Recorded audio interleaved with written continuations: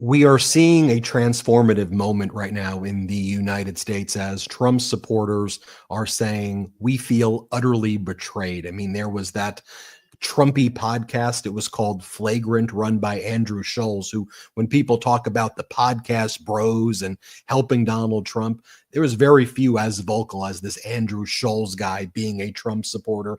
Well, now he's saying he absolutely regrets the vote. And those podcast bros, I don't know, are they seeing the MeidasTouch network now being number one across the podcast categories? Here, watch what happened on Flagrant. Let's play it. DM me, be like, you see what your boy's doing? You voted for this. I'm like, I voted for none of this.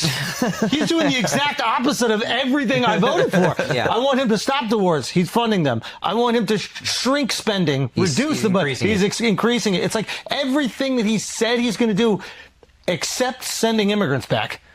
And now he's even flip-flopped on that, which I kind of like. But he's like, oh, well, we kind of need the people working in restaurants, and we need our farmers. It's like everything that he said that he was going to do that he campaigned well, he said really to hard us, on. which was important, and I thought it was good. You pressed him on it. Well, you got to start with the criminals in terms of deporting.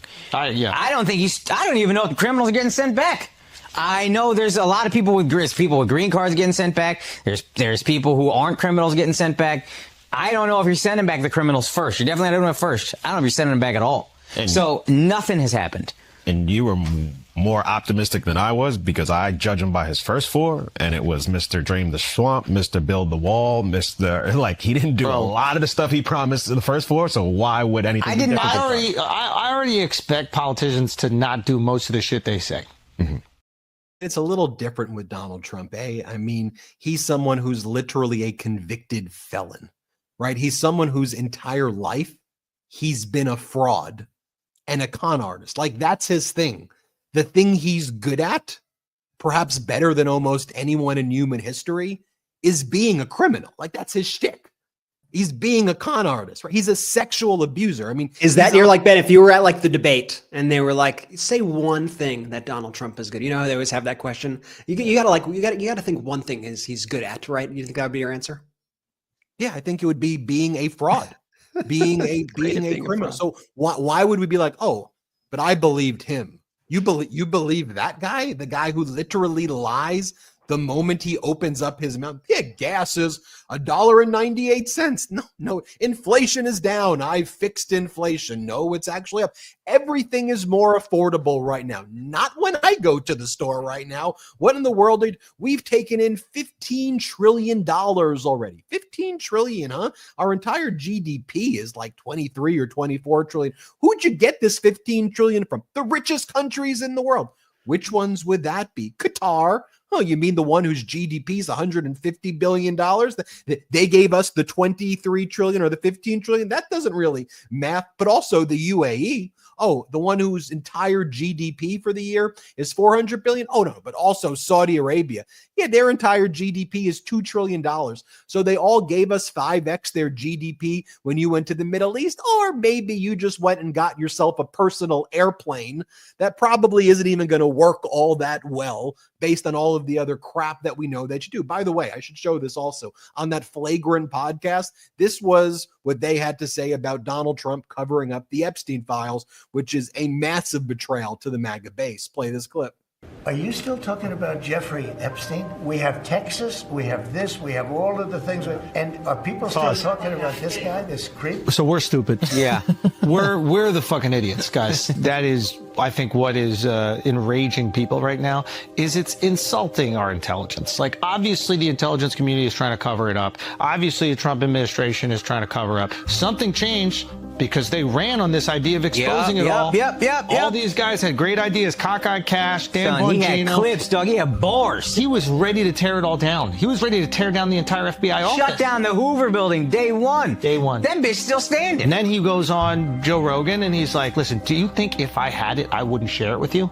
I do. Yeah. I do. I do believe that 100%, especially when you're staring at me like this, telling me that. Once you protect pedophiles, you are the most cockeyed person in the entire world. So one of two things, in my mind, is possible. One, you're covering it up. Or two, nothing really happened and you exploited the rape of thousands of children to get your man elected.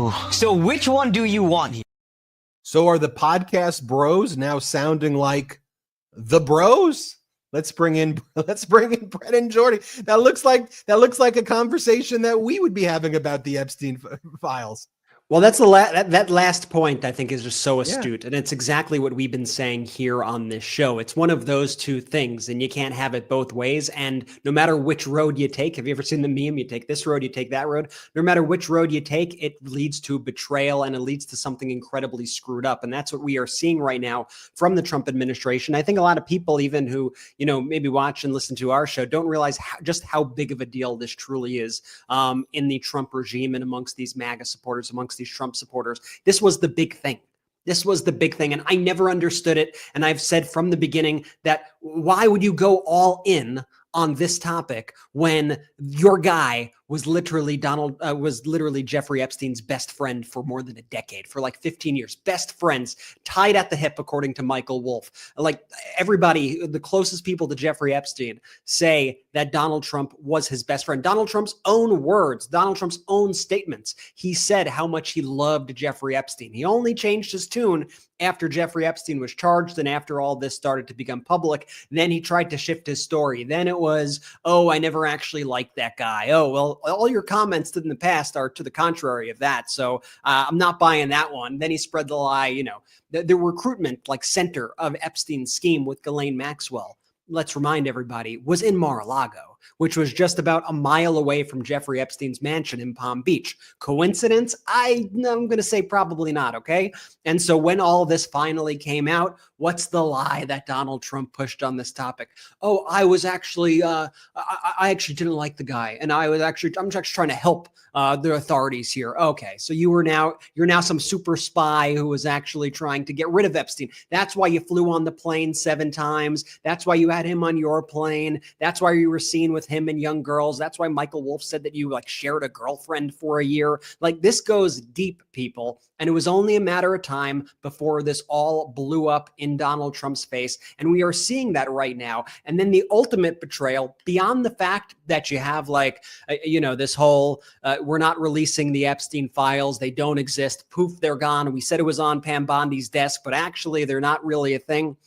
You put that aside, Donald Trump saying to the press when the press asks about this, Donald Trump saying, oh, you guys really care about that creepo? You guys shouldn't be talking about that. Next question. Don't even ask me about this. That major red flag, alarm bells sounding, and what an FU. What an FU to the American people. What an FU to all of Donald Trump's supporters, who this has been their main cause, honestly, for years and years and years. And they weaponize this, and Donald Trump weaponized this, like the host on Flagrant said, in order to target their political enemies. And at the end of the day, they have nothing to show for it except all of Donald Trump's connections to the guy and to all of these schemes. And now it's going to be something that's going to weigh down Trump's presidency every single day. He's not going to be able to escape this. I think if you even look right now, every single post Pam Bondi makes, Kash Patel makes, Dan Bongino makes, people are just looking at these in a whole different light now. The MAGA people are looking at this in a whole different light.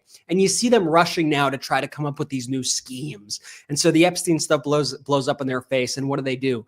Oh, we got to go after Comey. Criminal investigation into James Comey. Check this out, everybody. Squirrel, look over here. Comey. But this time was different because normally that stuff works. But this time I looked at the comments and I looked at the reaction that they were getting from the MAGA faithful. And they were none too pleased by it. Even they were like, we ain't this stupid.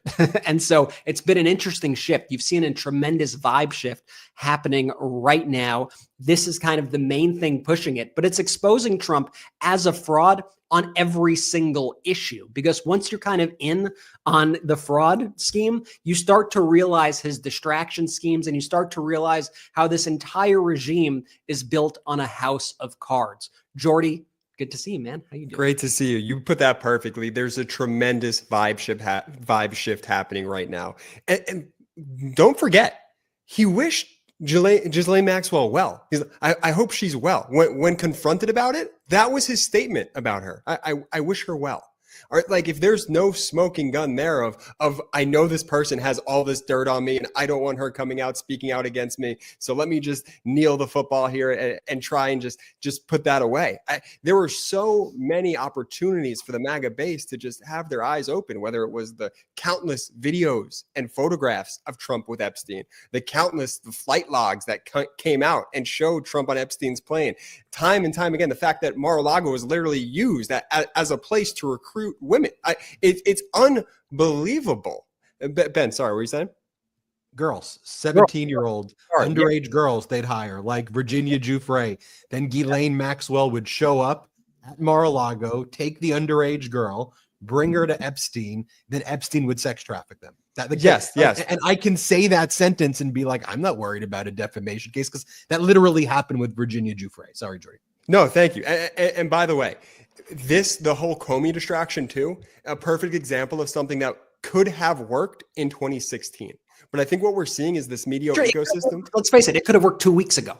Okay. It could have worked 48 hours ago. Like, the game has changed. Exactly. I think that's the larger point. I think a media landscape that actually helped Trump get back into office is also going to be the same landscape now that gets to hold him accountable. That the fact that this isn't the old media landscape that folks were used to in 2016, that people are getting their news at the drop of a dime, that they're not going to be suckered by this distraction artist that is the Trump regime, that folks are dug in and we're frankly fed up and just want the truth. And when you tell us you're going to expose the truth and show the truth, and then you do the opposite of that, as Schultz said, man, we're the stupid ones. We're the stupid ones. Well, I think a lot of folks are having their eyes open now to the nonsense that's happening right in front of them.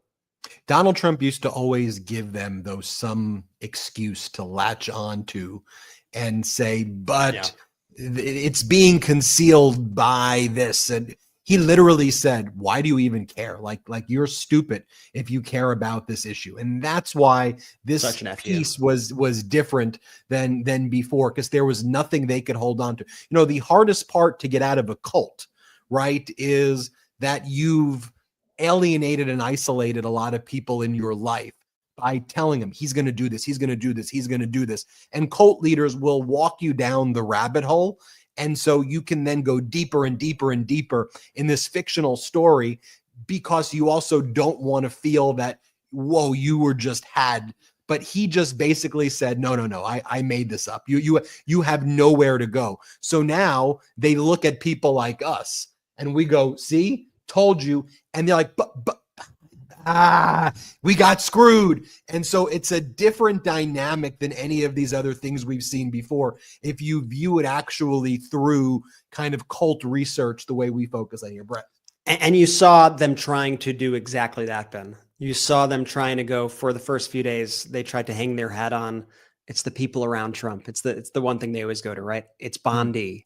It's Patel, it's Bongino. Screw them. They have to be fired. They are the ones controlling the situation. First off, okay, so your big, powerful, dear leader, he's being told what to do by Kash Patel and Pam Bondi and Don Bongino, if you like podcaster. Give me a freaking break. But that illusion, that excuse shattered in an instant once Donald Trump took over that press conference the way he did when the question was asked and said, you really care about this stuff? Really? Stop asking about it. Are you stupid? Once those words came out of his mouth, that there's no, the only people who could possibly defend that are the true cultists. And the thing is, now it's just going to be every day, a drip. And the drip is turning into a flood. The more we hear about this, the worse it's going to get, because these connections are there. These connections are real.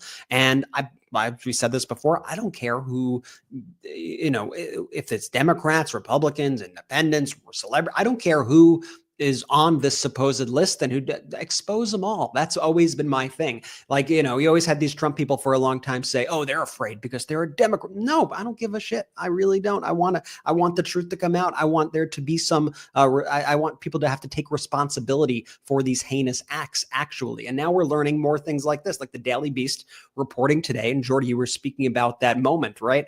When Donald Trump was asked about Ghislaine Maxwell, could have said anything about this back during his last administration, could have said anything about this convicted sex trafficker we're talking about. And Donald Trump said, I wish her well. Donald Trump's words, exact words. I wish her well. Well, now we're learning on this new Daily Beast story that Trump weighed pardoning Ghislaine Maxwell over fears that she would spill secrets about his more than a decade-long friendship with Jeffrey Epstein. This comes from Michael Wolff, who is one of the Trump biographers. We've had Michael Wolff on the show to speak about this topic. He has hours and hours and hours and hours of tapes speaking with Jeffrey Epstein. He was in contact with Jeffrey Epstein basically up until the day Jeffrey Epstein died, Michael Wolff. And Michael Wolff now saying that Trump literally assembled his team in the previous administration and tried to see, how could I pardon? Could I pardon Ghislaine? Maybe I should pardon Ghislaine. And the people around Trump were like, absolutely not. Do not do that. It's going to blow up in your face if you do that. And they were apparently just in private, just praying that they wouldn't, that he wouldn't go around them and do this and pardon her. But he thought about it. He ultimately did not do it. But the reason Michael Wolff cites for this decision, for this concept that Donald Trump had of should I pardon her, is he was afraid of what Ghislaine Maxwell might say about Trump's relationship with Jeffrey Epstein. I think that on its face should tell you quite a lot. And now you have, some of these usual suspects, they're going on, they're saying, well, if there was a list that would have been released, and why is the list really? I'll tell you, every list that has been released so far, like basically all of them have had Donald Trump's name on them. And for some reason, you're choosing to ignore them. Do you want to go through the flight logs where Donald Trump is mentioned 7 times? And that's just the flight logs that we have, not like all the flight logs. You have people, Marjorie Taylor Greene did a post the other day. So when are we going to see Epstein's little black book? It's already been released a long time ago in a court case. We have it. Donald Trump's name's on it, along with 14 phone numbers. It's a lot of phone numbers to have. They had like his security, his nanny, Melania. They had like a whole host of phone numbers for Donald Trump in this little black book. You go through the depositions in the court cases. That's where we find out that a lot of what happened in terms of Epstein and Ghislaine Maxwell's trafficking scheme, the epicenter was Mar-a-Lago. That was their recruitment center. So you put all these pieces together, you could either continue to cover your eyes and close your ears, or you could wake up and say, I've been had. And it's okay to say that. Like I respect those guys for saying that on the podcast. Mm-hmm. I respect the people who are coming out now and going, you know what, maybe this isn't all that I've been, told about. And I think it's an important inflection point right now in this bizarre era of politics that we find ourselves in. But it's important that the truth does get out there, because underlying all of this are serious, heinous crimes and powerful people who are being protected by powerful entities. To show you this, would you all agree that if someone's former lawyer came out and said that the files were being hidden, that could be persuasive? What if that former lawyer is still someone in your orbit who you constantly cite as a source of credible information, right? So Alan Dershowitz, Donald Trump's former lawyer, who Donald Trump posts about all of the time, Dershowitz says that he's aware of the files and that they're being covered up. This is Trump's own lawyer. Here's what he says. Play it.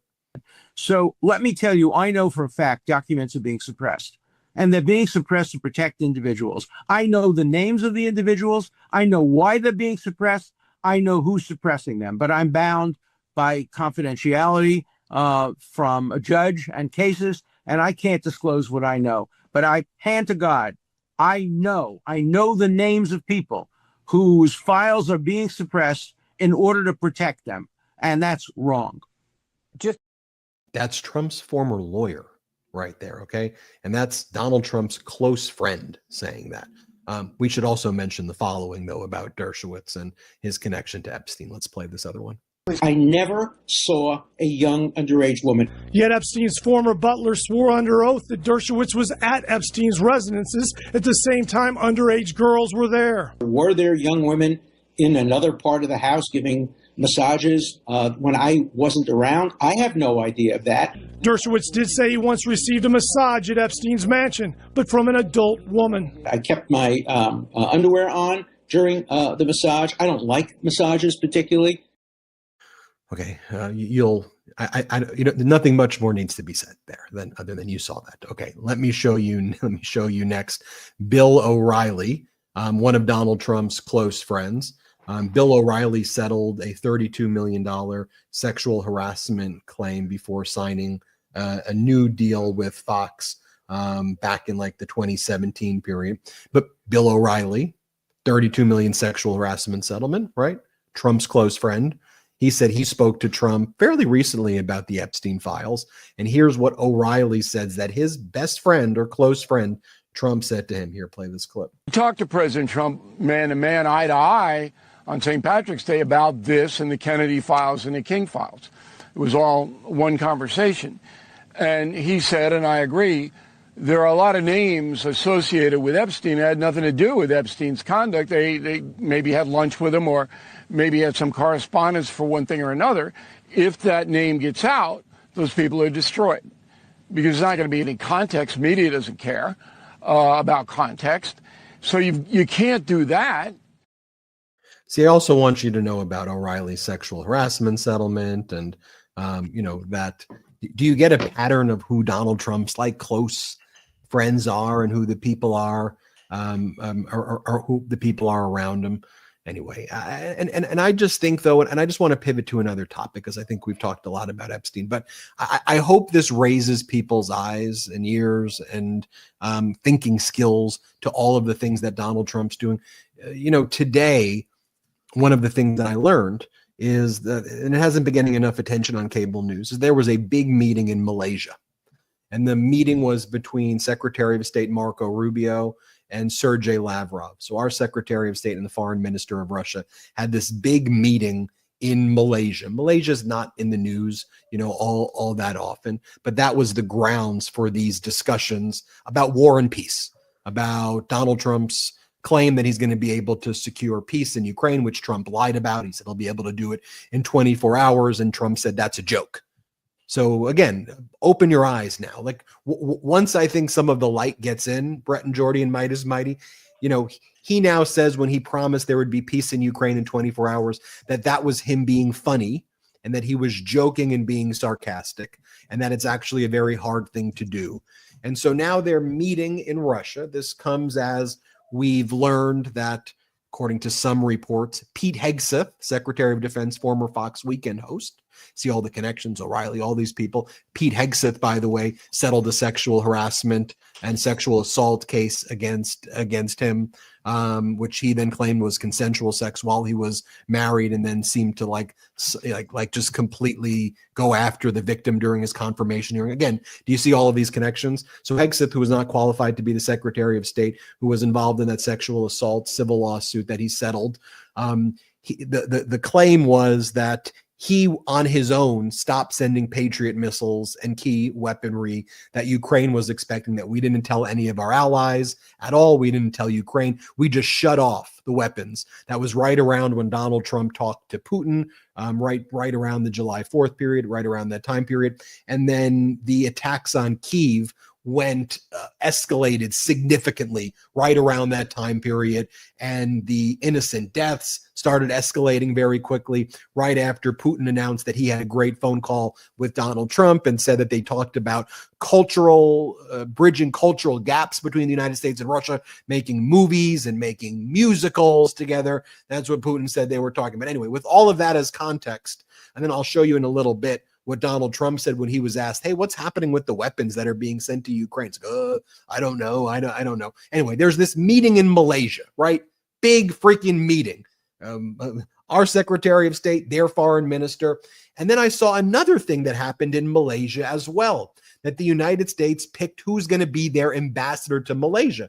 Now, especially given the context I just gave you, right? That Malaysia is the host of these discussions between the United States and Russia, we would think, oh, maybe that position has some significant import, right? Like we should probably have someone who's the ambassador to Malaysia who knows what they're doing. Well, may I present to you the ambassador to Malaysia, who Donald Trump just named in the past 24 hours. His name is Nick Adams. He's a self-professed alpha male.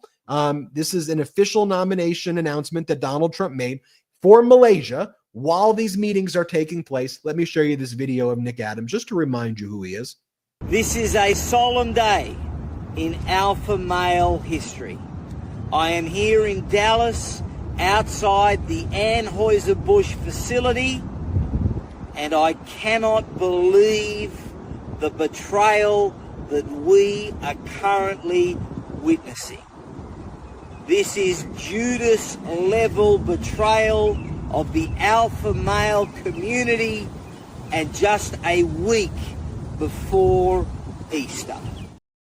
That was when there was a transgender woman drinking a Bud Light. He would make videos like that.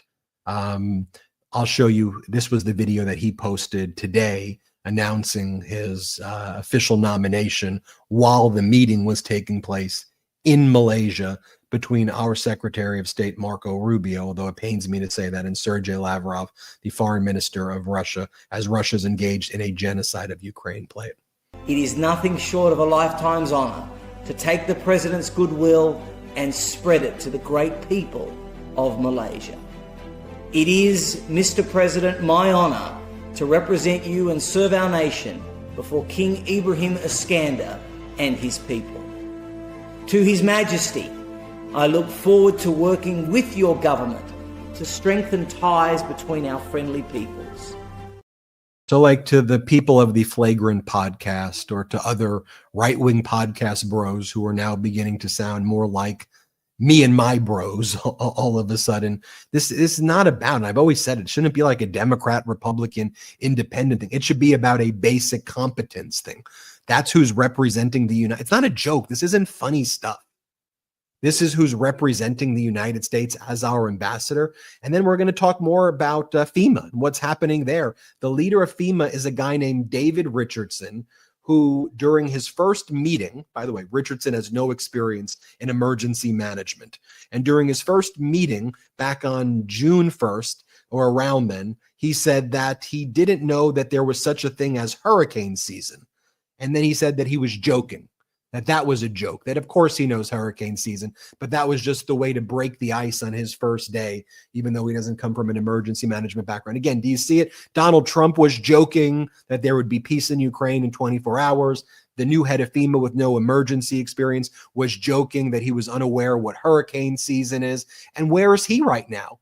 Nowhere to be found, literally. He hasn't made statements. He hasn't been in the public. I've seen Kristi Noem go out there and lie, but I haven't seen the head of FEMA. I shouldn't be seeing the freaking mayor of Kerrville, some judge who showed up from one day who's like the Kerr County mayor, and the local sheriffs. You'd always see the head of FEMA saying, here's what we're doing. Here's what we're doing. And I show you the Nick Adams, not to just like mock it and have a laugh at it, but this is serious stuff right here that we're dealing with. And it almost seems like Trump is putting the United States through a humiliation ritual for Vladimir Putin by putting this Nick Adams guy the day there's a discussion in Malaysia. I don't know how else to look at that, but this is disgusting stuff. I want to talk about that and more. We got to take our first break of the show, but I want to remind everybody about our YouTube memberships. The YouTube memberships are soaring, and we don't have outside investors. It's been a major way to grow our independent media network. So if you subscribe right now and hit the YouTube membership, subscribe to our channel, but then there's YouTube memberships. And if you're already a member, you can gift as many memberships as you want to others, and YouTube distributes the memberships. So become a member on our YouTube channel, get bonus content as well, including a special new show I do with Ron Filipkowski for our members. So there's bonus features as well, and you access the emojis, and you can gift memberships to people who can't afford memberships, and that's always kind of a great way to also help grow this platform. All right, let's take our first break of the show. I should also mention store.MeidasTouch.com. Check out our gear and our Substack, MeidasPlus.com. Check it all out. Let's take our first quick break. When we come back, I want to talk about just the inexperience that's in the Trump regime, the cover-up, the scandal, and why we can't get distracted. Let's take our first break. When was the last time that you truly trusted seafood you brought home? Now, I used to question everything from nutrition and taste to sustainability until I discovered the Wild Alaskan Company. Wild Alaskan Company is the best way to get wild-caught, perfectly portioned, nutrient-dense seafood delivered directly to your door. Trust me, you haven't tasted fish this good. I was so excited the first time I received my shipment from the Wild Alaskan Company. Now I received my Pacific halibut and pan-seared it that evening. It was delicious. The Wild Alaskan Company is 100% wild caught, never farmed. This means there are no antibiotics, GMOs, or additives, just clean, real fish that support healthy oceans and fishing communities. It's nutrient rich and full of flavor. Wild Alaskan fish is frozen off the boat to lock in taste, texture, and nutrients like omega-3s. My favorite, it's also sustainably sourced. Wild caught from Alaska, every order supports sustainable harvesting practices, and your memberships delivers flexible shipments, expert tips, and truly feel-good seafood. Now, if you're not completely satisfied with your first box, Wild Alaskan Company will give you a full refund, no questions asked. No risk, just high-quality seafood. Not all fish are the same. Get seafood you can trust. Go to wildalaskan.com/Meidas for $35 off your first box of premium wild-caught seafood. That's wildalaskan.com/Meidas for $35 off your first order. Thanks to Wild Alaskan Company for sponsoring this episode. You know that constant struggle between wanting the durability and performance of stainless steel pans and the easy cleanup of nonstick? I used to think you had to pick one or the other. It would honestly stress me out until I got my hands on Hexclad. I've been using Hexclad in my kitchen for a bit now, and I could safely say these are hands down the best pans I have ever used, and you know that I take my cooking seriously. I've cooked everything from steak to scrambled eggs to fish to veggies, and not only does the food cook evenly and beautifully, but cleanup is a breeze. Seriously, these things are dishwasher safe, but half the time I don't even need it. Just a quick wipe and done. Hexclad combines the performance of stainless steel with the convenience of nonstick, and their patented hexagon design even stands up to metal utensils, no scratches. Plus, they are oven safe up to 500 degrees and come with a lifetime warranty. So yes, they literally last a lifetime. And it's not just cookware. They've got knives made with 67 layers of Japanese Damascus steel that slice like a dream. Even Gordon Ramsay uses Hexclad in his restaurants and at home, and if they're good enough for him, you know they're legit. For a limited time only, our listeners get 10% off with our exclusive link, hexclad.com/Meidas. Support the show and check them out at hexclad.com/Meidas, MEIDAS. Make sure to let them know that we sent you. Bon appetit. Let's eat with Hexclad's revolutionary cookware. Let's go. Shout out to our sponsors. Links in description of both the YouTube and the audio. Use the links, use the codes. If there's an exit survey, let them know we sent you. Real quick, you guys like how I match today's sponsors like that? Get your Wild Alaskan and cook it on your Hexclad, everybody. Some good stuff. Benji, where to next? Wow. Great work. It was definitely a good match there, Jordy. All right, let me just show you. Before we left, I was showing how Donald Trump appointed Nick Adams as the ambassador to Malaysia on the day that there's a critical meeting in Malaysia. And that's where, Jordy, you know, the way you paired those ads, I think you have to pair these topics together because I don't believe they're entirely unrelated. Malaysia being in the news like that, as Marco Rubio is having these conversations with Sergei Lavrov in Malaysia, we're naming Nick Adams to be the ambassador to Malaysia. Now, the thing with Nick Adams, I thought Nick Adams was doing like a generational Borat. Like I really thought that his shtick was almost such a parody that it was made up, and one day he was going to say, look. By the way, like, I'm still not convinced he's not. Like, what if he's just too deep in it now? He's trolled himself into an ambassador position? Yeah. Under this administration, I mean, under this regime, would anything take you by surprise? Because how could this guy? How could this be legit? Ben, you want to read these? Yeah, I go to Hooters. I eat rare steaks. I lift extremely heavy weights. I read the Bible every night. I'm pursued by copious amounts of women. I'm wildly successful. I have the physique of a Greek god. I have an IQ over 180. I'm extremely charismatic. They hate this. When a woman is cooking dinner for me, this is these are Nick. I just want to clarify. These are real tweets from Nick Adams. These are real things that this individual posted who Donald Trump just nominated to this position. Yeah, this isn't me saying this about myself, just everybody. So, you know, got to clarify for those audio listeners. Yeah, we got to clarify for the audio listeners. I haven't just gone rogue. Nick Adams then goes, when a woman is cooking dinner for me, imagine if I just started off without saying the comment. When a woman is cooking dinner for me, this is how I lose all of our supporters. All right, keep going. Keep reading Nick Adams' tweets, Ben. Not yours. This is definitely not Ben's words. Ben, keep not my word. Ben, keep reading these in the first person. When a woman is cooking dinner for me, this is how we split the responsibilities. She cooks, I eat, she cleans, I head to Hooters. That's it. Next, alpha male challenge. Go to your local grocery store and purchase the largest bag of M&Ms you can find. Destroy the bag of M&Ms you purchase and do not let one pass your lips. Take a photo of your crushed woke M&Ms and put it on social. Make sure you tag Mars. Being a straight white alpha male is the toughest job in America. I could go on. There's ones where he attacks Taylor Swift and uses I get it. It's tough for you. I get it. It's tough. It's tough for you, but you're going to be okay. I promise. All right. But then you go to who is our main counterterrorism operative that Donald Trump appointed, right? It's this 22-year-old Donald Trump super fan. He's put in charge of counterterrorism here in the United States. His name is Thomas Fugate, and he was a gardener and a grocery store clerk for while he was in college. He was a big Trump supporter, and that was why he got picked, because he was like a social media Trump supporter. And so what the Daily Beast was exclusively reporting, and they got his text messages, is that when he was 18 years old, he was in a relationship with a 16-year-old girl, and then he got into a fight with a 16-year-old boy over his relationship with the 16-year-old girl. He's now 22 years old, but there was a love triangle over a 16-year-old girl when he was 18. And then I think that's one of the big things. This isn't like this was kids being kids 30 years ago. Like, he's 2 years older now. This was after we started MeidasTouch. He was doing this. Yeah. I mean, that's not just like that's Snapchat. Like, that's like an app that people like use. It's not like it's something that happened. You're right. This like is 30 years ago. This is very I new. mean, that's why you don't put 22-year-olds with zero experience in such important positions of life or death. And that's why I'm thinking a lot, Ben, about your comment before about, like, is this like some sort of humiliation ritual to put the United States through, like, for Vladimir Putin? And it's kind of the only thing that makes sense. Like, as you see all these appointments, as you see everything, this stuff's just absolutely crazy. Then you've got, from Ghostbusters 2, Vigo. Remember the bad guy in Ghostbusters 2? I'll let you try to find a picture of that to give you reference. But, Trump hires people who just look like bad guys.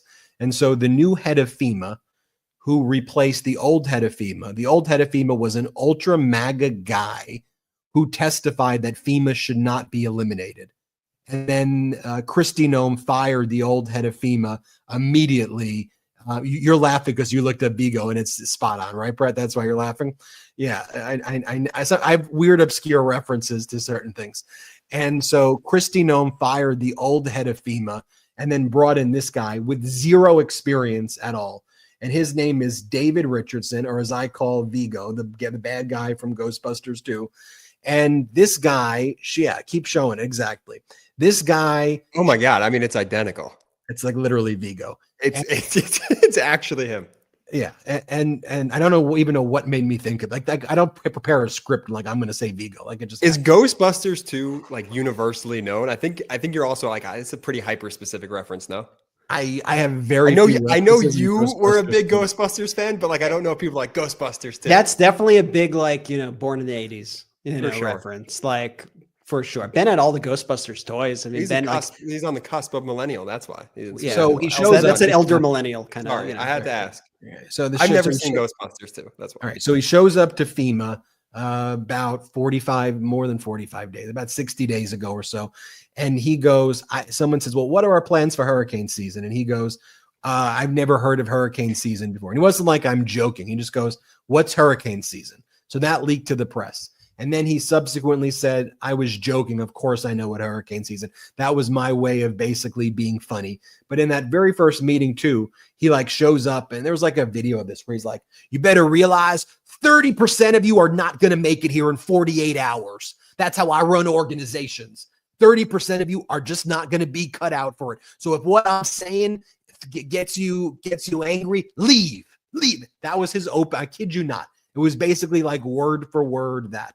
But this guy's nowhere to be found, right? Have you seen normally during a catastrophic disaster? And by the way, in addition to what happened in Texas, there have been numerous catastrophic natural disaster events in Kentucky, in Arkansas, in Indiana, in Missouri, in Mississippi, and across the country where there's been, separate and aside from this mass casualty event, there's been hundreds of deaths that largely have been ignored other than in local media, and we cover it on the MeidasTouch Network. He's nowhere to be seen there. He's nowhere to be seen here.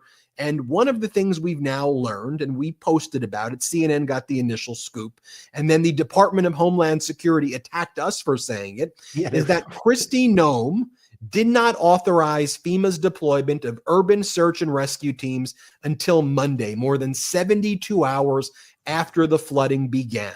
Multiple sources told CNN. What would normally happen in a situation like this is that FEMA would be activated and pre-positioned the moment you saw a bad storm heading in that area, which they knew on Thursday. You would start red alerts right away. Now, you don't want to escalate, of course, too soon and have emergency evacuations, but the moment you saw the storm, you'd be like, let's get ready. As you started to watch that storm Thursday night into Friday morning, which is July 4th, right around 1 a.m., you should have known, boom, this is a serious emergency. And you, as the feds, working with local officials, would go, what's in the nearby area? And you would go, oh my God, Camp Mystic, do they have alarms? Do they have alerts? Wait, they don't. Are they in the flood zone? Are they in an area where in most other states and cities, you're not even allowed to build because it's literally in the flood path, which is viewed as an area so dangerous that you're not allowed to build near. Not only is the Guadalupe River known as being one of the most dangerous rivers that exist, period, based on prior flooding that took place, but then within that area, you're not supposed to be building near the floodway corridor. And here, Camp Mystic was literally built in the floodway corridor. Now, to me, at a local level, why didn't they have alarms? That's a major problem. Why didn't the local people kick into high gear and do the stuff they're supposed to do? I agree. Why was there this overall systemic failure there? But also, the feds would be involved at every step of the way, holding the hands of local officials, because local officials don't know how to do this stuff, really. They don't have to deal with it all the time. The feds deal with it all the time because there's always catastrophic storms in the United States, but there may be one every 5 or 7 years in certain locations that aren't fully ready for it. So that didn't happen. And then what's supposed to happen as well, before the storm hits, you pre-position all of your rescue equipment.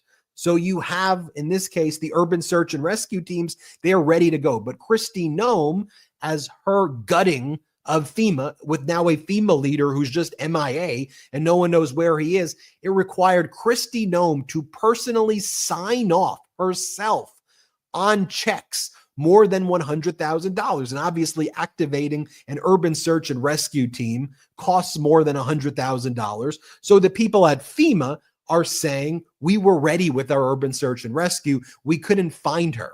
She wouldn't sign off. So we weren't able to activate the urban search and rescue team. Now, she responds to our post, or the Homeland Security account attacks us and says, this is a lie. This is activist journalism. They then say, they say, while these journalists slept comfortably in D.C., Secretary Noem deployed in Texas. Just pause there. Like, she deployed in Texas like she's a soldier? You mean she was doing her job? She deployed in Texas. They then say she saved over 900 lives. They then talk about the heroism of the Coast Guard. No one doubts the heroism of the Coast Guard. When you sign up for the Coast Guard, you sign up to save lives. And they are American patriots and heroes. That's what they sign up to do, and they do their job. But they're being hamstrung also by the Department of Homeland Security. But they were doing their job. But then here's where it gets into it, where at the very bottom, they go, President Trump approved a major disaster declaration hours after Governor Greg Abbott's request. Okay, well, when was that, by the way? And then finally, by Tuesday, FEMA had deployed 311 staffers, providing support and shelter for hundreds of people. Under President Trump and Secretary Noem's leadership, DHS is reforming FEMA to prioritize state-led, locally executed disaster response, as Texas has exemplified. So exemplified. They're saying this was a good response. 120 dead, most of them young girls, with 100 more people still missing. This is going to be one of the biggest mass casualty events in recent histories involving a storm. And they're saying this exemplified what it should actually look like. But then they say by Tuesday, FEMA had deployed 311 staffers. Get your calendar out, folks, because Tuesday's July 8th. You know when the storm hit? Friday, July 4th in the early hours. By Thursday, we knew a storm was heading in that direction that could cause flash floods. So it took really the night of the 3rd until July 8th, until 311 staffers provided support. And then the language at the end also gives away the game that they were there just to basically help out the locals. Just help out the locals. And by the way, if you've seen some of these press conferences by the mayor of Kerrville and by the judge who's like the top county person, it's precisely why you need the feds to be involved. I'm only going to show you one of these clips of the mayor of Kerrville who spent his entire time during the press conference yelling at the press. He's like, "You're in Kerrville now. We're going to do it my way or the highway. We're in Kerrville now." Here, play this clip. Able to use that morning? I'm sorry, I do not know. Mr. Mayor, listen, people are yelling, and I didn't really want y'all to. If you offer only 3 questions, then you're going to have to. Guess what? You're in Kerrville, and we're going to do it my way. I understand that. Morgan Chesky, please. Mr. Mayor, records show that. We're in Kerrville. We're going to do it my way. And by the way, Greg Abbott is holding an emergency session of the legislature. But do you think it's to address what's happened from the storm? Nope.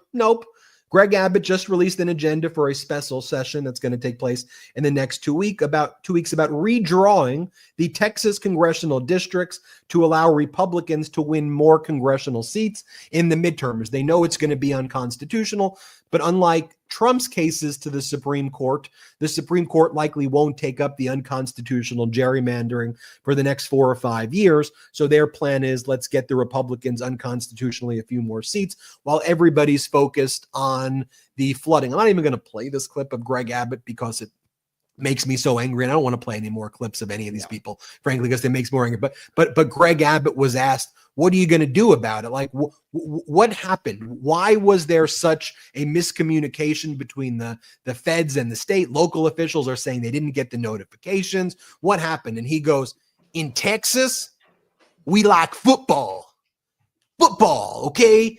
And in football, you don't do blame. If you're a winner, like we're a winner in Texas, you go for it. And we don't do blame because we play football in Texas. That's what Greg Abbott said. 120 plus people are dead, mostly young children at every level of this, from where the camp was built. Oh, by the way, in another report, 4 minutes is what it would have taken for those girls to get to higher ground, an area that they call God Mountain is the name of the area. A 4-minute walk to get on top of what they call God Mountain. 4 minutes if they just had an evacuation plan and if they were contacted. That is something. And by the way, and I'll toss it over to you, Brett and Jordy, but this one fires me up. And no, it's not too soon for me to talk about it, okay? You know what it's too soon to do? Saying we're not going to address what happened and just thoughts and prayers, prayer declaration. I can give thoughts and prayers, and I will.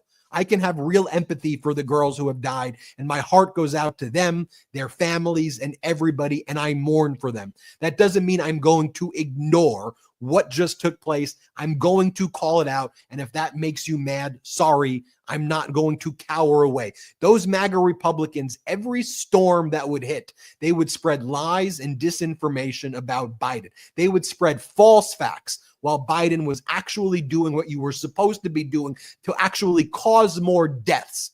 Now that there are real facts and real situations caused by real gross negligence and maliciousness by Trump in Texas, no, you're politicizing, not politicizing shit.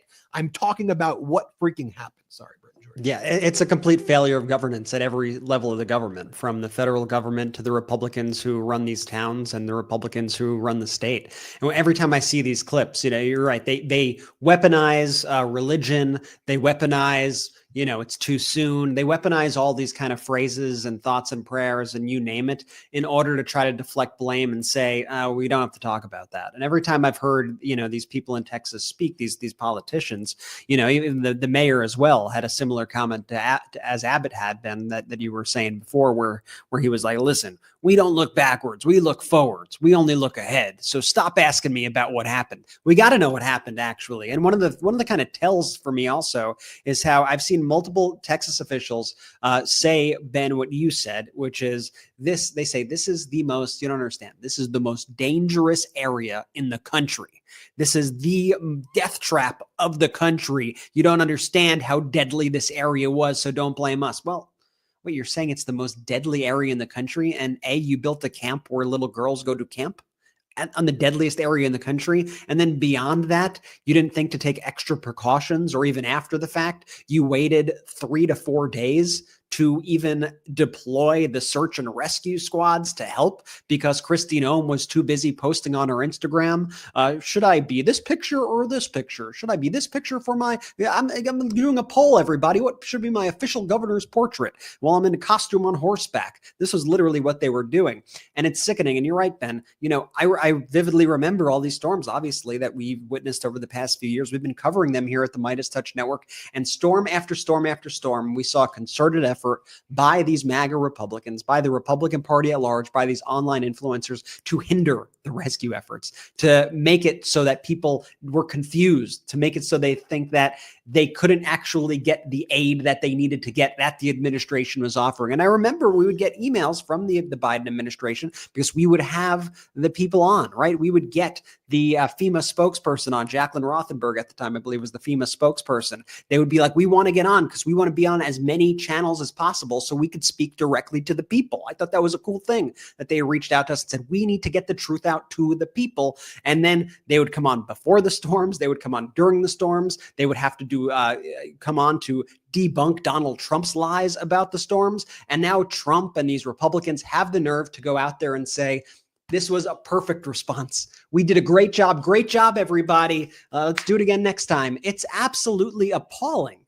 It's appalling, even if there were no lives lost, to see how this is being handled. And the fact that we have all these deaths, the fact that they are young girls, makes it that much worse. And the callousness of the administration. And once again, like the Epstein stuff, by the way, the people who are covering for these just incredibly, overtly evil human beings, it's like, what are you doing?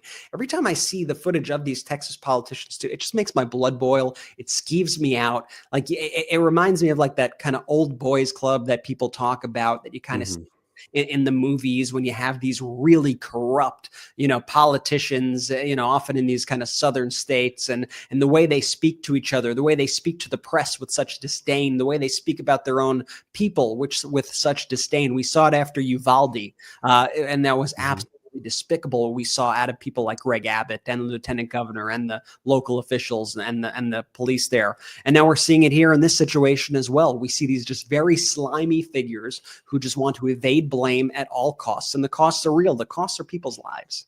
I know. Yeah. And the costs in this case too are little girls' lives who are at summer camp. I mean, the Trump regime, they absolutely failed these girls. Every time I think of this story, man, you guys saw me talking about it last week. I get like visibly upset. I know we all do. It's really brutal. What upsets me so much, outside of obviously the clear loss of life for these, again, children, little girls at summer camp, is just the total lack of accountability from the Trump regime, the blame shifting from the MAGA base, from the MAGA Republican Party. Just all of it has just been so freaking disgusting. These were kids, and the people that were elected and put in charge, Donald Trump, Kristi Noem, Abbott, they failed. They failed these girls. Like they're gone because of them. What's the Trump regime doing? They're yelling at CNN for actually doing some good reporting and reporting. They're yelling at MeidasTouch. They're yelling at Meidas. They're yelling at CNN for reporting that the federal government was delayed in responding to this catastrophic event. And Greg Abbott's out there doing some like weirdo speech about football and and Texas, as Ben was saying, leaders, they take accountability. And right now in the government on the Republican side, they don't have leaders. They have demagogues. And if you don't pledge your fealty, your allegiance to dear leader and acknowledge that there's nothing he could do or there's nothing his people could do that's wrong, then you're not a quote unquote Republican in 2025. And it's eye-opening and disgusting to see this play out at a real cost of human kids, their lives. And instead of wanting to get to the bottom of it, what are they doing? They're shifting blame. They're holding what, Ben? Special investigation into congressional redistricting. Yeah. What are we doing? How have we gone this so far left as a society? Like this far gone as a society? It's disgusting. I want to remind everybody about those YouTube memberships. We don't have outside investors, so we've grown through those YouTube memberships. The new Podscribe data just came out. And so not only have we beat Joe Rogan in podcast downloads, we beat him by 3 times as many. 3x Joe Rogan's. Everyone's like, oh, he gets all these downloads. In a given month, we get 3 times as many downloads as Joe Rogan. And Joe Rogan has got unlimited funding. So if you can become a member to our YouTube, it unlocks emojis, it unlocks some special membership features here on our YouTube, and you can gift as many memberships as you want to others who may not be able to get memberships for themselves, and it helps grow this independent media platform. All right, when also, we come Ben, back, I just want to say we have a whole lot of people watching right now, and so I also want to keep the momentum going. So you're watching this right now. Make sure you go ahead and add the MeidasTouch Podcast on audio platforms, Apple Podcasts, Spotify, whatever audio platform you use. Help us stay on top. It's so important in getting the message out. So go right now, open up your Apple Podcast, your Spotify, whatever you use. Go ahead, add the MeidasTouch Podcast. If you've already done that, go ahead and leave a 5-star review. And if you're currently listening to this on the audio podcast, thank you. Come and check us out on YouTube. So ICE raids taking place earlier today in the farms in California, Central California area, just going after the hard workers, who pick the crops, who pick our food, who allow. I mean, right now California is the 4th largest GDP in the entire world, and Donald Trump has declared a war on the state whose funds are basically funding the federal government and subsidizing most of the red states, which are taker states. Let's talk about that and more. Let's take our last quick break of the show. In business, they say you can have better, cheaper, or faster, but you only get to pick 2. What if you could have all 3 at the same time? That's exactly what Cohere, Thomson Reuters, and Specialized Bike have since they upgraded to the next generation of cloud, Oracle Cloud Infrastructure. OCI is the blazing fast platform for your infrastructure, database, application development, and AI needs, where you can run any workload in a high availability, consistently high performance environment and spend less than you would with other clouds. How is it faster? OCI's block storage gives you more operations per second. Cheaper? OCI costs up to 50% less for compute, 70% less for storage, and 80% less for networking. Better? In test after test, OCI customers report lower latency and higher bandwidth versus other clouds. This is the cloud built for AI and all your biggest workloads. Right now, with zero commitment, try OCI for free. Head to oracle.com/Meidas. That's oracle.com/Meidas. The weather is heating up and your nighttime bedroom temperature has a huge impact on your sleep quality. If you wake up too hot or too cold, I highly recommend that you check out Miracle Made's bed sheets. Miracle Made sheets are inspired by NASA and use silver-infused fabrics that are temperature regulating, so you can sleep at the perfect temperature all night long. Now, using those silver-infused fabrics inspired by NASA, Miracle Made sheets are thermoregulating and designed to keep you at the perfect temperature all night long, no matter the weather, so you get better sleep every night. These sheets are infused with silver that prevent up to 99.7% of bacterial growth, leaving them to stay cleaner and fresh 3 times longer than other sheets. No more gross odors. Miracle Made sheets are luxuriously comfortable without the high price tag of other luxury brands and feel as nice, if not nicer, than sheets used by some 5-star hotels. Stop sleeping on bacteria. Bacteria can clog your pores, causing breakouts and acne. Sleep clean with Miracle. Upgrade your sleep as the weather heats up. Go to trymiracle.com/Meidas to try Miracle Made sheets today. And whether you're buying them for yourself or as a gift for a loved one, if you order today, you can save over 40%. And if you use our promo code Meidas at checkout, you'll get free 3-piece towel set and save an extra 20%. Miracle is so confident in their product, it's backed with a 30-day money-back guarantee. So if you aren't 100% satisfied, you'll get a full refund. Upgrade your sleep with Miracle Made. Go to trymiracle.com/Meidas and use the code Meidas to claim your free 3-piece towel set and save over 40% off. Again, that's trymiracle.com/Meidas to treat yourself. Thank you, Miracle Made, for sponsoring this episode. Okay, real talk. I looked in the mirror the other day and thought, where did all these grays come from? The grays in my hair, both on my head and my face, were showing up like uninvited guests, and I'm not trying to throw a full science fair in my bathroom with all those messy drugstore dye kits, you know what I'm saying? The salon, way too much time and money. I needed something simpler. That's where Simpler Hair Color came in. This podcast is sponsored by Simpler Hair Color, the easiest way to eliminate grays.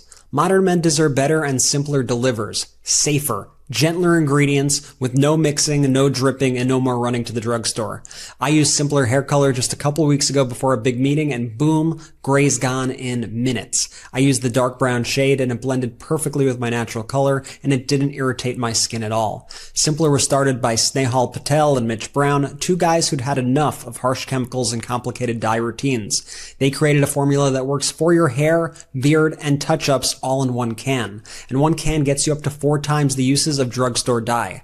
Simpler Hair Color is made in the USA with over 9,500 5-star reviews. It's clean, it's effective, and it fits right into my routine. No more drama, just pump, apply, wait, wash. Say goodbye to grays the easy way with Simpler Hair Color. Head to simplerhaircolor.com/Meidas and use code Meidas, MEIDAS, for 15% off your order. Once again, that's simplerhaircolor.com/Meidas, MEIDAS, for 15% off, and make sure you use that promo code Meidas so they know I sent you. Thank you to Simpler Hair, Miracle Made. Definitely check out those products, check out the codes, use the links, let them know we sent you. And here's the thing. I know this top secret for folks who are still listening to this part before we toss it back to Benji is some people love the show and they're like, hey, Jay, love the show. Know you guys are independent network, but the ads, man, there's so many of them. Well, now we have a new feature on Apple, our membership feature, where you could actually listen to the episode without the ads. So we do 2 versions of the show. We do one version when you're a member of the Apple podcast audio. You become a member there. You can listen to the whole show without ads, or you can just listen to it standard and enjoy the cool offerings that we have from our sponsors. Benji, where to next?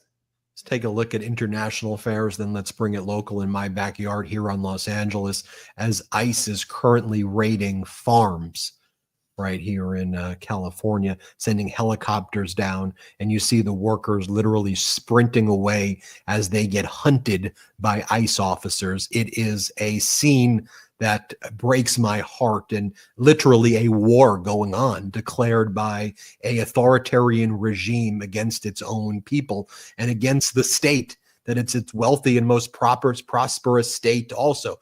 If you were to think about everything this regime is doing to destroy our great country, they are doing each and every one of those things. I want to mention this. This from the New York Times earlier today from an Israeli intelligence assessment. Some of Iran's enriched uranium survived the attack. Israeli officials say Israel has concluded that some of Iran's underground stockpile of near bomb-grade enriched uranium survived American and Israeli attacks last month and may be accessible to Iranian nuclear engineers. Let's just be clear what that means. It means the mission was an utter failure. Okay, just say what it is then. Go to the next statement. It failed. And that isn't a criticism of the B-2 bombers. They're heroic. I get it. You know, they ran a mission. I'm sure they would like to finish the missions that they run and have competent people giving the orders and instructions. I'm sure they would like that as well. But does it shock you that this was another incompetent move and then cover up by the Trump regime. And how has the United States benefited? If anyone, Iran's benefited. They're doing more deals right now with China, who's buying the Iranian oil. And then Iran's able to ship its Shahid drones over to Russia to be used against Ukraine more than ever right now. And then Trump's view is, I'm done with Iran now. I did what I needed to do. Just keep telling me I deserve a Nobel Peace Prize, and that's all that matters. But we have to call out what happened. The mission was a failure. The mission was a failure. The mission was a failure, and a bigger failure more systemically in terms of the geopolitical aspect of it, because it's made Iran stronger, right? It has made their Ayatollah stronger. It's drawn people more towards the Ayatollah, not away from it. It wasn't like the people are like, yeah, I like Netanyahu more right now. You think that maybe Netanyahu could pick our next leader of Iran with Donald. That's what you think. That's what's happened. The Houthis, who are funded by Iran, they're out there shooting down more ships in the Red Sea right now. Remember the mission against the Houthis and the signal chats where Hegseth said, here's where we're going to attack and when. And then all of a sudden, our drones got shot down, like 7 Reaper drones and 2 fighter pilots that we lost, costing us about $500 million in losses, in addition to the underlying cost of the war. By the way, in Israel, we used like 20% of our missile defense system for shooting down the ballistic missiles that were being shot into Israel. So there's that data point. There's the Houthis, who are out there, doing what they need to do right now. Putin is out there escalating attacks against Kyiv each and every night. Things have gotten worse. And then Trump, at the press conference that took place the other day, I think was asked a pretty basic question, a few basic questions. So let me break it down. The first question, Trump's tariffs against the world, trade war against the world. He sent these 5th grade letters out. He's tariffing Brazil 50%. Brazil, which provides most of our orange juice and coffee and other critical stuff that we utilize on a day-to-day basis, because Trump wants the Brazil to stop prosecuting Jair Bolsonaro, who led a coup, the former president of Brazil, who launched a coup the way Trump did. Trump has an affinity for coup leaders like Jair Bolsonaro, and said, that's why I am tariffing Brazil's President Lula 50%, and here's what we're doing against Brazil. And other countries like the Brunei got tariffed 25%. Iraq was like 30%. He just tariffed all of these countries, this whole list of countries. So a reporter said, how are you calculating this? What's your calculation? What's your methodology? Here's what Trump says. Let's play it. Sir, can you explain how you calculated your latest round of tariffs? Was there a formula that was used? And do you expect any of these countries to face tariffs as well? The formula was a formula based on common sense, based on deficits, based on how we've been treated over the years, and based on raw numbers. And we're going to have a couple of more coming out today. Brazil, as an example, has been not good to us, not good at all. We're going to be releasing a Brazil number, I think, later. Okay, common sense, he says, it's going to be based on deficits. We've gone over this 100 times on this podcast. What do you mean by it? So now is your expectation that Brunei is going to all of a sudden open up all of these factories in the United States and buy all of these United States? The fact that they view deficits, as an example of a tariff against the United States, it shows how absolutely absurd it is. But then when you go to a country like Brazil, America has a surplus with Brazil. America has a surplus with Australia. America has a free trade agreement with South Korea. And then when you think about like America going after Japan, for example, Japan employs nearly 1 million Americans, the largest employer of Americans from a foreign country. Japan does. Japan holds about $1 trillion plus of American treasuries, the most of any country. The most actual investment in the United States of any foreign country comes from Japan. Canada's close as well. And you just think about it. You're attacking like Japan, you're attacking Canada, and all these countries. Like, what are you doing? Then you ask him, how are you calculating this? He's like, Common sense. Right. And we got to mention, Ben, the justification that he used for Brazil, because like you said, he said in that piece that we just showed you that it was because of trade deficits. But as Ben mentioned, we have a trade surplus with Brazil, but also the whole trade deficit concept is stupid. Like that would be like if you went out to dinner and you paid for your dinner, you paid $50 for your dinner and you got your dinner. If you then complained that you had a trade deficit with the restaurant, you got something for that money. You got your food. That's what it means to be at the other end of that trade deficit. It's not necessarily a bad thing. You got something for that money.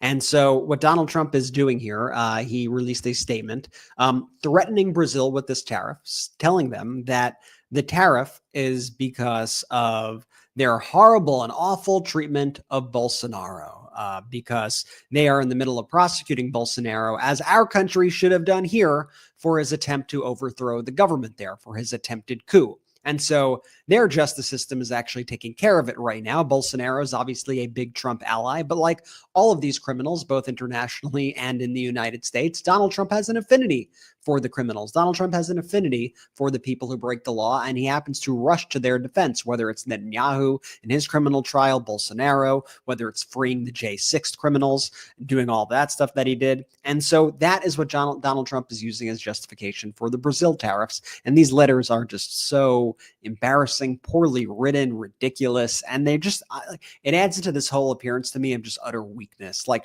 you failed at the one thing that you claim to be good at. You claim to be the deal maker. That's like your whole image that you've created, right? That's the whole thing you say. You couldn't make a deal. You said there'd be 90 in 90 days. You couldn't like make one. You made like 3 half deals that weren't really deals, like intents to make a deal. And then you just give up and you just send some letters. I ran one of these through ChatGPT, one of Trump's letters. I said, just grade. I didn't put my finger on the scale. I said, grade this letter. If we were to write this letter to a foreign leader, grade it like a teacher would grade it. It gave it a D+, which I think was a little high, to be honest. And it just, it was very, very vicious about Donald Trump's writing style. But even AI knows how horrible and how stupid these things are, what Donald Trump is doing. And, at this point, it's like, do you take it seriously? Do you not take it seriously? He always tacos. It always gets pushed down. The economy goes up, the economy goes down. It's obviously this kind of stock manipulation scheme. There always happen to be these weird spikes just before Donald Trump makes his announcement, like when he says, we're going to be putting these tariffs on copper. Oh, just a few minutes before, suddenly a lot of people started stocking up or selling it happens every time. And so something's going on there also that is worthy of an investigation, I will say at minimum. Brett, can you please just quickly replay the clip of Trump explaining how he says he's doing the tariffs? Just real quick. Sir, can you explain how you calculated your latest round of tariffs? Was there a formula that was used? And do you expect any of these countries to face tariffs as well? The formula was a formula based on common sense, based on deficits, based on how we've been treated over the years. Dude just said he tariffs by vibes. Like, can we just talk and reflect on how dumb this guy, this is elite level of ridiculousness here from the regime. Also, like, is he trolling himself? Is someone trolling him? Like, his makeup every day now is like more ridiculous. Like, this is like the least of our worries, but it's getting like silly. Like, it's blackface at this point. Like, let's be real. When you put him next to other human beings, it's really the contrast is really stark. Benji. Yeah, it's the real. I'll just say this: the stock market goes up and down.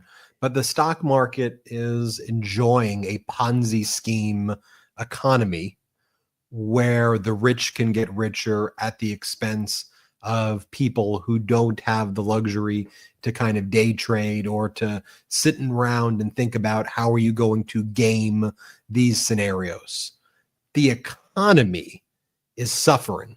If you look at ships coming into our port, if you look at the actual job numbers of private payrolls, even looking at the manufacturing numbers in Trump's, what I believe to be bogus job numbers, because he couldn't hide the data that comes from the third-party sources. He inflated his job numbers by claiming there were all of these government jobs that were created, and that's how he got at 147,000 after private payroll dropped 33,000 jobs. But even in the numbers that Trump couldn't hide, there was a loss of 7,000 manufacturing jobs. And his whole claim that he was going to He was going to cut the government jobs and make the manufacturing boom, right? And he's not, and he's not done that. And so, you look at the dollar, the worst start since 1973, as America increasingly becomes, not the world's reserve currency anymore. You look at online shopping, which is down for the first time in a very long time. You look at recessionary indicators of how human beings are living in this economy, not what the Trump regime and cable news is putting out there. And it's obvious what's actually really happening. And in many ways, this is a lot worse of a scenario because he's going to keep on covering this up as slowly but surely the bridge that is the American economy starts buckling, just kind of chord by chord by chord by chord. And if you think about what set off the Great Recession in 07, 08, and you think about just a specific sector that then spirals, right? It was just an issue with these housing and these subprime mortgages that were packaged. Well, we have right now 100 different examples of that type of poison pills, like the way subprime mortgage being bundled together and sold. We have 100 different ways that that's happening, that any one of these things can set off the cascading domino effect. And then everything's often reported in the news as like a shock. This is a shock. This is a shock. This is a shock. There should be no shocks. The guy sending these bizarre letters in all caps that look like a fifth grader wrote it, where he's tariffing Brazil because he wants a coup d'etat leader to be released. There's nothing shocking about what is happening. We see Canada and the EU entering into deals, together for joint defense. We see, by the way, Marco Rubio earlier this week, no one's really talking about it, wrote an op-ed in USA Today.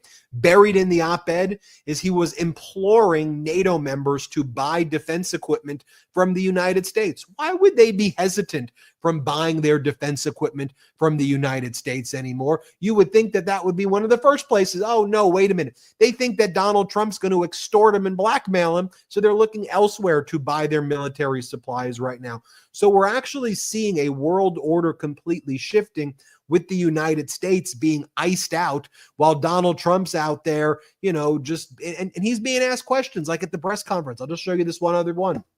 He's being asked, who ordered the weapons to stop going to Ukraine? Who gave that order? Do you know? That's a pretty big deal. You're the commander in chief. Who did it? Did Hegseth do it? Who said they stop? Because everyone's acting like that's a surprise now. Here's what his response was. Yeah, please. Yesterday, the Wall Street Journal reported that the White House was weighing whether to send another Patriot air defense system to Ukraine. Can you confirm that reporting? They would like it. They've asked for it. They're very rare indeed, because a lot of systems have been sent to Ukraine. But they would like to. I know they made the request. We're going to have to take a look at it. It's very expensive system. It's a shame that we have to spend so much money on a war that would have never happened if I were president. That's a terrible, terrible war over there, and it's really a shame. It's very sad. When you talk about a system like that, highly sophisticated, tremendous amount of money, and they're doing it because they want to prevent death. They're getting hit hard, very hard. So we're looking at it. Also on Russia. Yesterday, sir, as well, Ukraine. And Brett, was there one more clip like that? I'm not sure if we had. There was one others where he was asked, you weren't aware who ordered it. I'm not sure if we have the other one. Let's see if it's this one. The response has been incredible. No, I'm not sure if I have it. Oh, no worries. He basically says, I don't know who made the order. Don't you think that I would know? And I should know, I don't know. And it was just a bunch of words. And then he continues to use the same, line, this would have never happened if I were president. That's this, okay. You also said it was going to be over in 24 hours. And by the way, you remember what Trump and MAGA were saying right before Russia invaded Ukraine, what all of them were saying? President Biden at the time was saying, Russia's about to invade Ukraine. We all need to be prepared. The United States intelligence arm were all saying we have evidence that Russia is about to try to invade Ukraine. What were Trump and MAGA and all those influencers saying? fake news. That's bullshit. These are liars. They're trying to hype us up again. They're trying to lie. They're trying to get our troops into war. They said that the government was lying to them. Guess what? That intelligence assessment was spot on. President Biden was spot on. You know who was not spot on? Donald Trump and all those MAGA influencers who denied the reality that was standing right before them, the way that they have done throughout every single topic, I believe, that we have discussed this entire episode. No doubt. And I want to just talk briefly. It's a developing story. I'm going to do a take on it as soon as this episode ends. Make sure you check the YouTube feed because there'll be a whole take on it. But the Trump regime sending helicopters, sending basically the military, ICE dressed as the military, into our farms here in the kind of the Central California area, and trying to terrorize the farm workers. The mayor is basically telling everybody to stay inside, shelter, and hide because the ICE officials are trying to kidnap the people and beat them. Let me show you what went down. This is what the mayor said. Here, take a listen to what the mayor said. The city of Paris has received reports of ongoing ICE operations within the area. We urge all residents to remain calm, stay indoors when possible, and know your rights. Do not go out unless necessary. Stay at home and do not open the door to strangers. This message is for awareness and safety. The city is committed to protecting the dignity and well-being of all our residents. Please stay safe and continue to monitor official city communications. If we have a video, Brett, of what the raids look like, I think we have a video. Protesters who have showed up to vehemently protest what's going on here. And just in the last few minutes, Customs and Border Patrol helicopter has entered the scene here. They are landing in the middle of the farm as we speak. It does appear that they were not planning to be here as long as they have been. And so this helicopter that you're looking at here, guys, apparently just made a run over to Van Nuys Airport for some cases of water, which is what they're bringing into the scene here. So there are a whole team of ICE agents at the farm. There are other agents down there as well as the National Guard police standing guard and protecting Laguna Road as this enforcement action takes place right. Yeah, they're not protecting the road. They're not protecting the road. They are terrorizing the community. There is military operations against Americans taking place right now all across the country. We saw the ICE military move through MacArthur Park, and what they're going to do with that money from the budget bill is they're literally going to run invasions into the United States. For our audio listeners, we're showing B-roll right now of what's taking place as farm workers are running away, as people are running away from a military operation against farms in California. And I think it needs to be said because it isn't. Brett and Jordy, there hasn't been an official declaration of martial law, right? Military rule, because I think the Trump regime knows that that would be very unpopular to say that. We're living in martial law right now.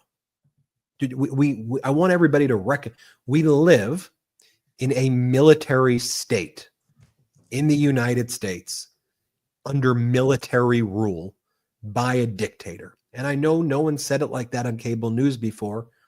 That's what exists right now. It is martial law. It is a military rule. It is the Gestapo. It is a dictator. And every day they are attacking people of this country. That is actually what is happening. And if we saw it in another country, that's exactly what we would say is happening. And now you wonder, why is tourism down? Why aren't people? I don't know what's going to happen with the World Cup and what's going to happen with the Olympics.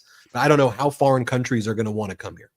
If I were them, I wouldn't come here. Honestly, I would be making plans to have them elsewhere. I mean, especially given the fact that they're, in Los Angeles, the Olympics, and you're going to have all this going on. This is supposed to make people feel safe. And I think they've already said that they're going to have ICE agents at these facilities. So you're going to have all these people come from foreign countries to the United States for this incredible event.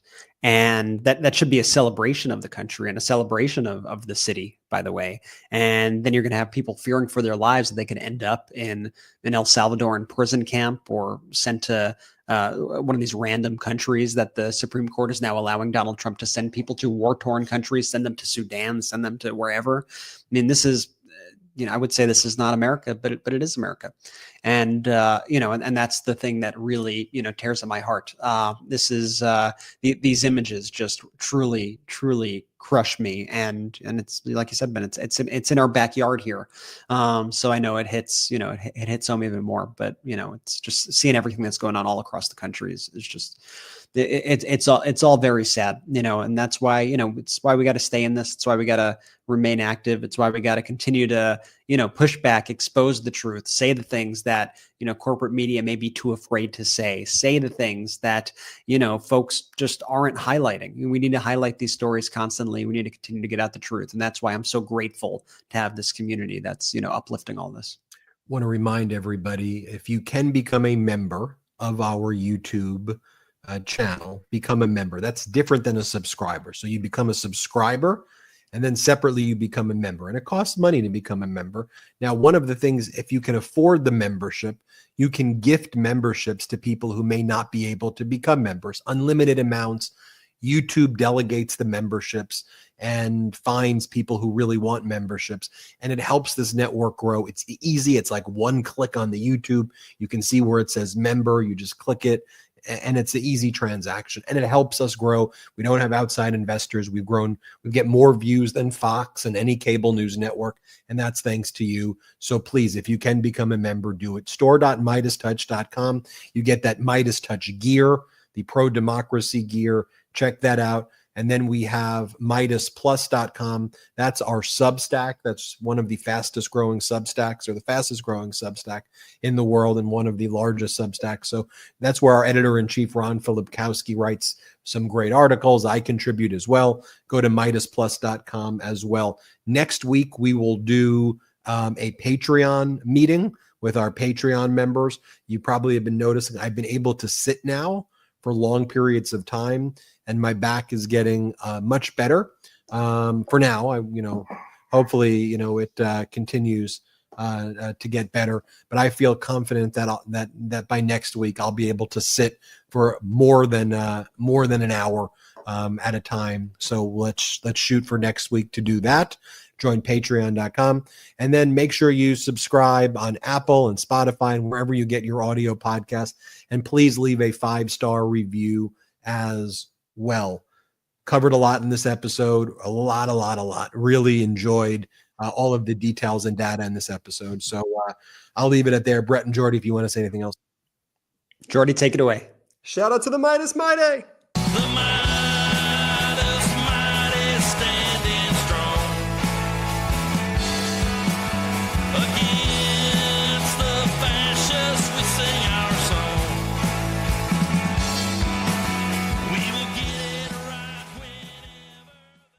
Can't get enough Meidas? Check out the Meidas Plus Substack for ad-free articles, reports, podcasts, daily recaps from Ron Filipkowski, and more.